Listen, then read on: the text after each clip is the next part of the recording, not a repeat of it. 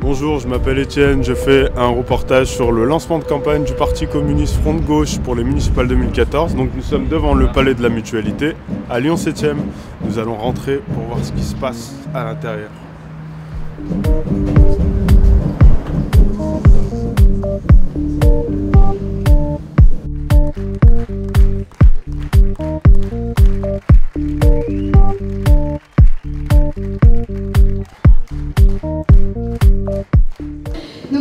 Bienvenue à vous toutes et à vous tous pour le lancement du meeting de campagne, pour le lancement de la campagne de la liste Lyon citoyenne et solidaire. Un lancement de campagne qui bien entendu s'officialise ce soir, mais un travail en amont qui a commencé depuis des mois, des années pour certains, et des regroupements qui se concrétisent ce soir. Bonjour Fanny Lucius, alors quelle bannière vous présentez dans le troisième? Je suis sur la liste citoyenne et solidaire, donc soutenue par le Front de Gauche Aligram. D'accord, de quelle formation politique faites-vous partie? Je fais partie du Parti communiste français. Donc pourquoi avoir choisi le troisième? Parce que j'y habite. Donc voilà, ça me paraît logique qu'on soit présenté sur l'arrondissement qu'on habite, parce que c'est en habitant, et ça fait un moment que je milite aussi sur cet arrondissement. Donc c'est sur cet arrondissement que j'ai loué un certain nombre de contacts avec les citoyens, avec les militants, avec les associatifs. On pense qu'il faut absolument que le projet Pardieu soit un projet qui soit tourné vers les habitants. Donc c'est une zone de bureau, mais on ne veut pas en faire une défense bis. Donc il est important qu'on réfléchisse dans ce projet à avoir des lieux de vie, par exemple des structures pour les jeunes, pour que les jeunes puissent avoir des lieux de vie, par exemple des terrains de sport. Il est très important aussi qu'on fasse du logement social. On a parlé, le but c'est quand même de faire une ville à vivre ensemble. Et du coup, il est important que ce ne soit pas qu'une zone de bureau, mais qu'il y ait aussi énormément de logements sociaux. Parce que sur le troisième, comme ailleurs sur Lyon, le logement est beaucoup trop cher. Donc niveau social, vous avez développé les crèches, tout ce qui est... Oui, les crèches, tout ce qui est service public, donc crèche pour la garde d'enfants. Parce qu'aujourd'hui, c'est énormément quand même tourné vers les nourrices. Donc on n'a rien contre les nourrices privées, hein, bien au contraire. Mais bon, il doit y avoir des solutions aussi de garde collective. Notamment, vous parliez du projet Pardieu, les salariés demandent d'avoir une crèche sur le centre commercial. À un moment, ils avaient en vue des locaux qui finalement ne leur ont pas été offerts. Ils avaient demandé également d'avoir une cantine d'entreprise parce qu'ils n'ont plus de cantine d'entreprise depuis que Marks & Spencer a fermé sa cantine. Donc il nous paraît important d'avoir à nouveau des structures locales pour les salariés. Ils demandent aussi par exemple d'avoir un parking gratuit pour pouvoir aller travailler à la Pardieu. Nous, le maître mot du programme, c'est vraiment la solidarité. Donc il nous paraît inconcevable, on rencontre tous les jours sur le marché des gens qui ont travail, qui parfois ont des enfants et qui ont du mal à se loger. Par exemple, qui habitent toujours sur leurs parents, des gens qui ont 25-30 ans, qui sont obligés de toujours habiter chez leurs parents parce qu'ils n'arrivent pas à trouver un logement au budget qu'ils ont. Donc il nous paraît primordial de faire baisser le coût des loyers, d'avoir plus de logements sociaux pour que ces travailleurs puissent se loger correctement, parce que ça nous paraît un manque de dignité d'être en situation de travail et de ne pas pouvoir se loger correctement. Pareil sur les transports, donc on est pour le libre accès au transport, ça viendra petit à petit. Le but c'est la gratuité pour tous. La gratuité pour moi c'est un mot qui est un petit peu, parce que la gratuité n'existe pas. Il y a forcément le libre accès, il y a forcément quelqu'un qui paie, donc on peut le payer collectivement via les impôts, taxer les entreprises. Donc c'est vraiment le libre accès. Donc ça se fera petit à petit. On ne peut pas dire qu'on arrivera au libre accès. Voilà, peut-être même ça ne se fera pas sur les 6 ans au cours du mandat. Mais déjà, le libre accès pour les gens qui sont au RSA socle, pour les travailleurs qui ont peu de moyens, et on arrivera petit à petit au libre accès pour tous. Ça s'est déjà fait dans d'autres villes comme sur Aubagne. Donc au niveau culture, le troisième est une culture assez pauvre. Oui. Il n'y a pas grand-chose, il y a l'auditorium Maurice Ravel, c'est tout. Oui. Il y a le cinéma de la Pardieu. Donc allez-vous créer justement un truc de quartier, des assos de quartier? Allez-vous les soutenir, justement, à les privilégier? une initiative culturelle plutôt qu'une autre? Non, alors le troisième a cette spécificité d'être très grand, très vaste, et donc du coup d'avoir vraiment des vies de quartier assez différentes, hein, comme un quartier sur Montchat, c'est pas du tout le même quartier que la Guillotière. Donc nous on travaille beaucoup avec les associations culturelles sur place. Donc il nous paraît important de développer les associations culturelles dans chaque quartier, en lien avec chaque quartier. Dans le projet Pardieu, il y a quand même un projet de structure culturelle parce que c'est vrai que ça manque. Donc il faut aussi avoir une structure culturelle. Nathalie Perrin-Gilbert avait dit qu'il y avait un projet de centre photographique sur l'Hôtel Dieu, voilà, sur l'Hôtel Dieu. Si ça ne peut pas se faire à l'Hôtel Dieu, on propose éventuellement que ce soit repris sur le troisième. Donc il faut une structure, on va dire culturelle d'envergure sur le troisième supplémentaire, c'est quand même l'arrondissement le plus peuplé, mais il faut aussi travailler à la culture avec les associations, à la culture sur place, dans chaque quartier. Les quartiers sont très riches au niveau associatif, il y a énormément de choses culturelles et ça il faut le porter parce que c'est important, ça nous paraît très très important l'accès à la culture, c'est vraiment l'accès à l'émancipation. Donc ça nous paraît vraiment un axe particulièrement important et il y a un vivier dans tous les quartiers du troisième très important, donc on travaille beaucoup là-dessus. Merci beaucoup Madame Lucius et puis bonne continuation. Merci à vous. Au revoir.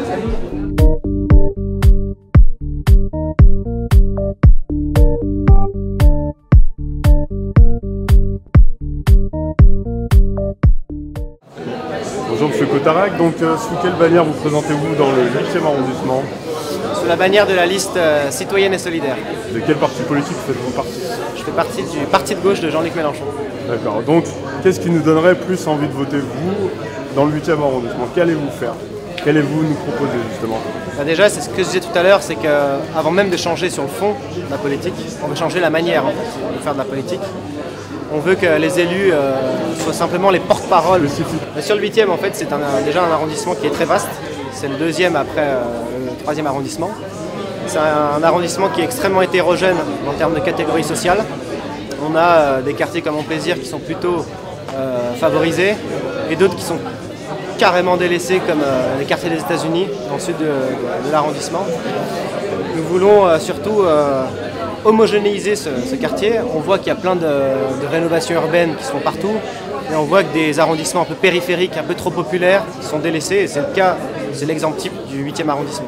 Allez-vous justement améliorer les associations de quartier essentielles justement au 8e arrondissement? Ah bah ça c'est clair, mais déjà on a des outils qui se font dès les années 60 quand on avait construit les anciens HLM, etc.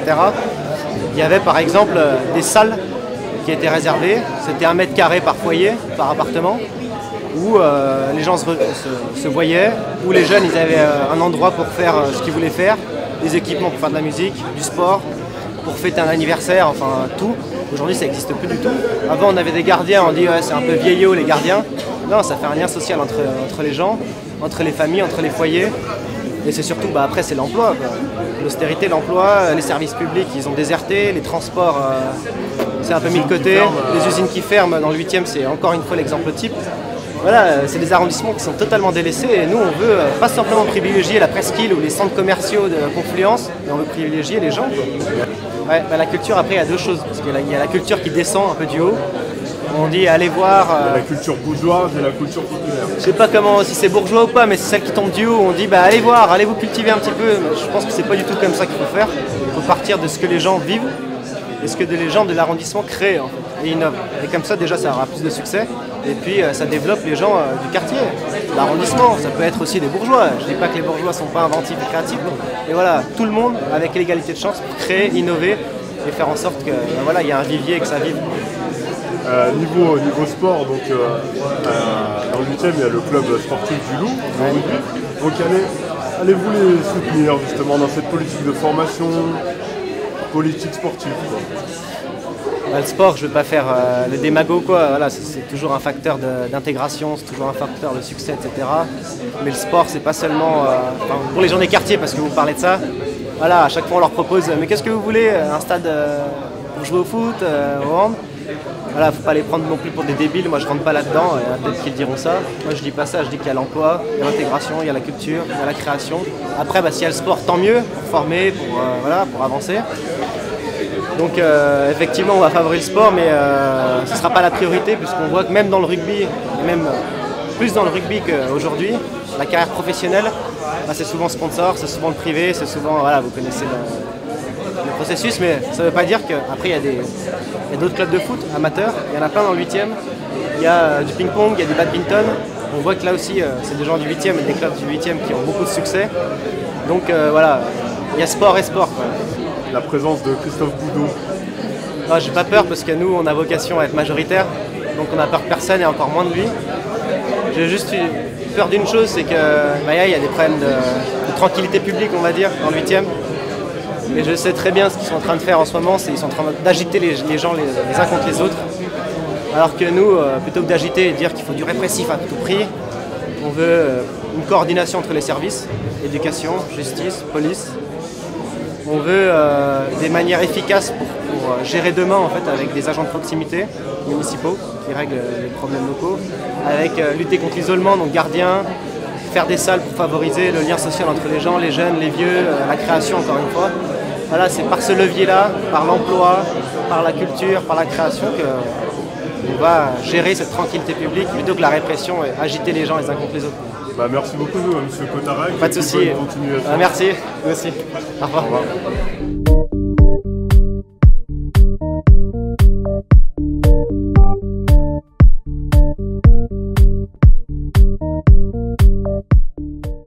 Bonsoir Madame Perrin-Gilbert. Bonsoir. Donc, sous quelle bannière politique vous présentez-vous dans le premier arrondissement? Je me présente sous la bannière du GRAM, le groupe de réflexion et d'action métropolitaine, qui est un rassemblement citoyen que nous avons créé fin 2011.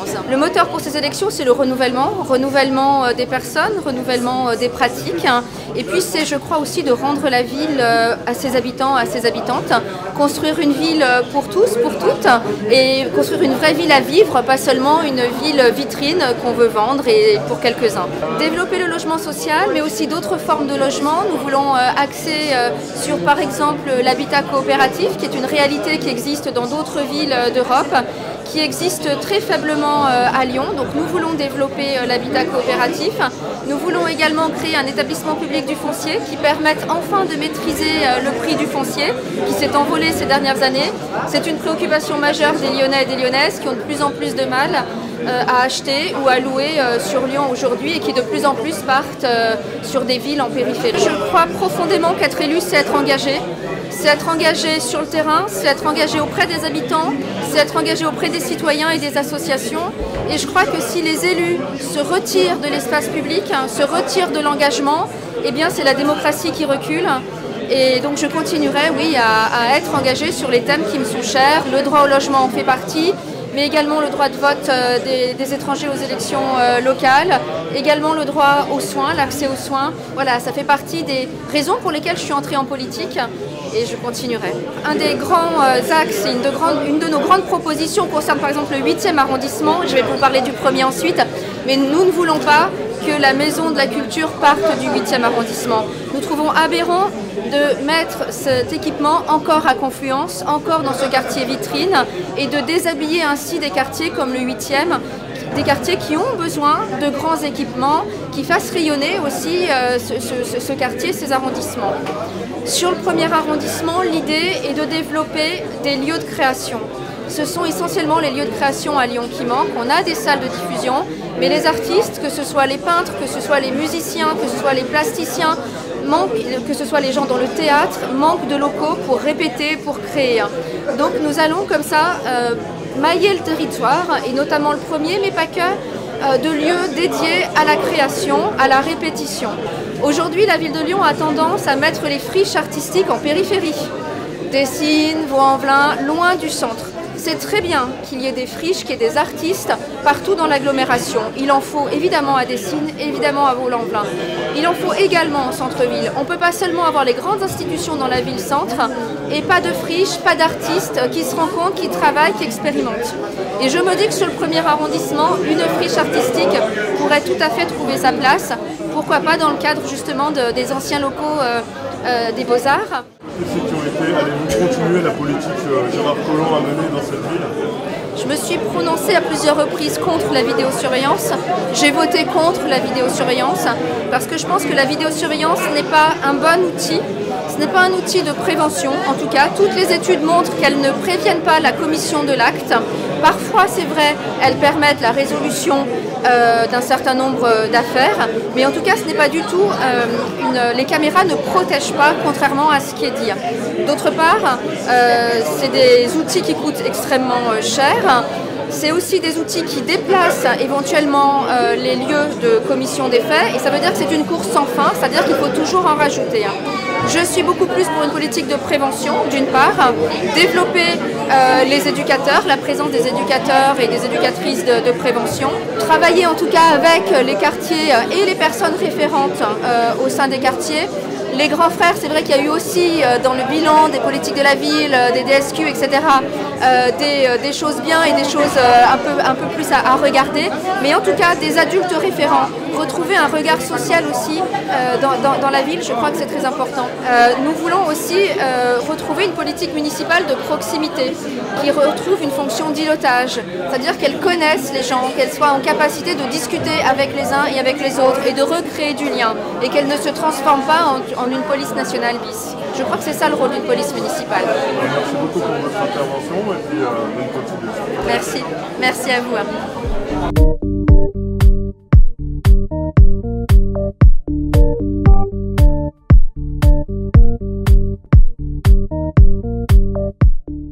Bonsoir Monsieur Preuss. Bonsoir. Donc, ça fait depuis 1973 que vous êtes sur la scène politique lyonnaise. Oui. Avez-vous trouvé que Lyon est venu? Ah oui, beaucoup. Beaucoup. Grâce au maire Le premier qui a fait évoluer Lyon, c'est Michel Noir, en 90. Michel Noir, c'est lui qui a commencé à mettre sur les rails cette ville. Et après, Gérard Collomb a mis ses pas dans ceux de Michel Noir. Et d'ailleurs, il y a eu la bénédiction de Raymond Barre lors de l'élection en 2001. Raymond Barre avait dit « Pouf, pouf, que ce soit Gérard Collomb ou que ce soit Michel Duvernard qui était de l'UMP, c'est pareil. Du point de vue de la consommation de la ville, je crois qu'il avait raison. Mais non, Michel Noir était de droite et Gérard Collomb est de gauche, comme vous le savez. Bah, écoutez, on est en train de construire le programme du 9e avec l'équipe, un collectif de campagne, puisqu'il y a un collectif Front de Gauche qui existe depuis plusieurs années. Et ce que nous essayons de faire, c'est effectivement de construire les éléments de réponse avec eux. En particulier, on veut prendre la question du logement très très sérieux. Ce qu'on veut, c'est soumettre nos éléments de programme aux associations de quartier, les rencontrer. On prépare une initiative de ville sur le logement, sur le 9e arrondissement. Ce qu'on souhaite, c'est effectivement faire qu'on arrive à permettre un développement d'une culture plus près des quartiers et qu'on ne soit pas uniquement dans des logiques de grandes structures culturelles qui sont importantes. Mais comme les subventions se raréfient, il ne faut pas que ce soit la bagarre pour avoir des subventions et en général c'est les petites structures qui trinquent. Et ce qu'on veut, c'est voir comment on prend l'affaire de la culture dans les quartiers populaires, qu'est-ce que ça veut dire. Alors au deuxième tour, possibilité d'alliance ou pas? Notre principe, c'est qu'au premier tour, on choisit, au deuxième tour, on élimine. Donc on espère qu'on pourra créer un rapport de force au premier tour qui fasse que Gérard Collomb accepte de discuter avec nous, de faire une alliance avec nous pour battre la droite et l'extrême droite au deuxième tour. Parce qu'en 2008, j'étais sur une autre liste, on avait fait 17% et 14% sur des arrangements de la Croix-Rousse. Il n'a même pas voulu discuter. Le but du Front de Gauche, en alliance avec le GRAM, et des écologistes, et des associatifs, et des citoyens non encartés, c'est d'avoir un maximum de voix sur des éléments d'un programme alternatif, pour un projet de ville alternatif à la construction de la ville, qui se fait sur une logique, de notre point de vue, qui est trop une logique d'une ville vitrine, compétitive, et c'est tout le discours néolibéral que malheureusement porte François Hollande, son gouvernement et Gérard Collomb là-dessus, qui a fait un bouquin là-dessus, très intéressant si vous l'avez lu. Quand Lyon se réveillera, il faut le dire. Quand Lyon se réveillera, oui. Non, quand la France se réveillera, excusez-moi. Quand la France se réveillera, très intéressant. C'est-à-dire qu'effectivement, Pour lui, son problème, c'est convaincre les entreprises qui font lancer l'économie. Alors, avec ça, il se coupe un peu des salariés quand même. Donc vous dites que ELV fait partie du programme un peu front gauche, mais il se présente contre vous dans le premier. Non, je dis pas ça. Je dis que Europe Écologie, je l'ai dit tout à l'heure, a raté le coche du rassemblement, alors que c'était possible qu'on discute avec eux et qu'ils prennent la place dans ce rassemblement. Ils ne sont pas venus le 11 novembre. Ils ont fait la politique de la chaise vide à la rencontre qu'avait proposé le Gramme, le 11 novembre, je m'en souviens. Et malheureusement, bon, ils ont décidé de faire cavalier seul. Et c'est dommage. Parce qu'à Villeurbanne, ils se mettent en alliance avec le Front de gauche. Là, je vous parle de Lyon. Ouais, voilà, pour différencier. Oui, mais la différence, c'est qu'à Villeurbanne, malheureusement, le Parti communiste n'est pas parti en Front de gauche. Alors qu'ici, il est parti en Front de gauche. Donc, peut-être que c'est plus facile pour les Europe Écologie de s'allier quand il n'y a pas le PC que quand il y a le PC. Ce qui est dommage. Donc, monsieur Creus, bon courage pour les élections. Merci beaucoup. À plus tard. Pas de problème, merci beaucoup. Merci.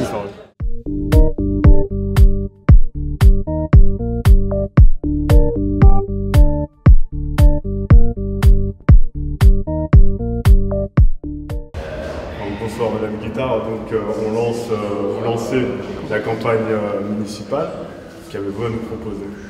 Alors les propositions, on a établi des chantiers prioritaires, logement social, services publics, notamment avec l'axe de l'eau, retour en régie publique, du développement des transports en commun et du libre accès aux transports en commun, avec l'idée d'un meilleur accès à la culture, du développement de la culture au niveau local, avec l'idée de la démocratie qui doit être le cœur de la cité, donc pas la métropole qui confisque le pouvoir, mais la place aux arrondissements, aux conseils de quartier, au budget participatif.